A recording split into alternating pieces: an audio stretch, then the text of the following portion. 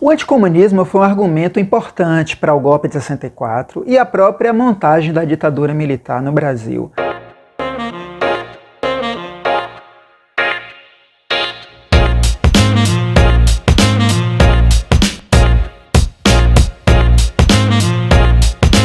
Eu tenho me interessado especificamente pelo anticomunismo na sua dimensão moral e sexual, especificamente aquela que argumentava que os comunistas usavam das drogas e da promiscuidade sexual com finalidades subversivas. Esse argumento anticomunista, ele se conecta com a tradição anticomunista construída no Brasil desde meados do século XIX, amplificadas pela experiência da Revolução Russa no início do século XX, em 1917. Essa tradição anticomunista, ela nunca deixou de colocar em suspeição a moral dos comunistas. Evidentemente que essa tradição ela foi atualizada nos anos da ditadura a partir das transformações vividas pela sociedade brasileira durante a ditadura militar no Brasil, a partir de novos temores e ansiedades típicas da Guerra Fria e também em conexão com as turbulências do chamado tempo curto, especialmente o ano de 68, um ano marcado por muitos protestos em escala transnacional, protestos protagonizados por jovens,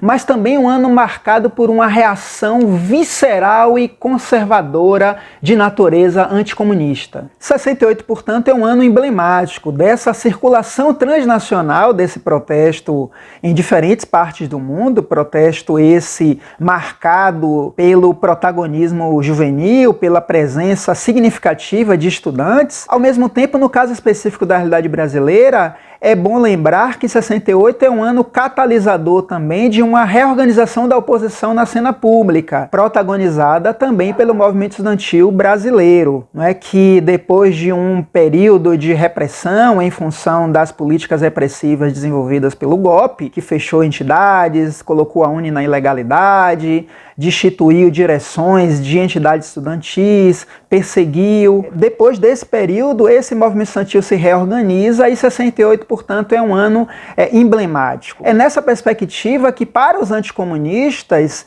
esse protesto estudantil em 68, ele é lido como uma prova da conspiração. É uma leitura que parte da ideia de que existia uma espécie de internacional mundial da juventude organizando esses protestos. É por essa perspectiva, é por essa chave de leitura que os anticomunistas vão ler a existência de um projeto político de oposição, mas vão ler também que havia um processo de subversão a partir de corpos, a partir de gostos musicais, a partir da estética, a partir também da dimensão do comportamento. É por essa chave que o movimento hippie, o movimento estudantil, a contracultura e também a resistência armada serão enquadrados como fenômenos resultado dessa conspiração do movimento comunista internacional. A reação da ditadura ao protesto estudantil em 68 é emblemática dessa teoria da conspiração alimentando a leitura desses sujeitos anticomunistas. Então, essa perspectiva segundo a qual existia centros externos organizando esse protesto, seja em Moscou, seja em Pequim, seja em Havana, ao mesmo tempo ela é sintomática da politização do sexo como uma arma de combate político, como uma estratégia de colocar em suspeição a legitimidade do protesto estudantil. Então nós tivemos a reunião do Conselho de Segurança Nacional, desenvolvida para avaliar o protesto estudantil. O Conselho de Segurança Nacional é uma instância do governo, do Estado, da ditadura, né? Não é uma construção da ditadura, mas a ditadura também usou desse expediente. E nessa reunião, Costa e Silva levanta essa dimensão moral como um argumento para avaliar o protesto estudantil, mais especificamente uma ocupação estudantil num determinado prédio de Brasília. A UNB, a Universidade Nacional de Brasília, a Universidade de Brasília, foi invadida em 68 e o jornal O Globo veiculou representações desqualificando a universidade, argumentando que era um lugar de promiscuidade sexual.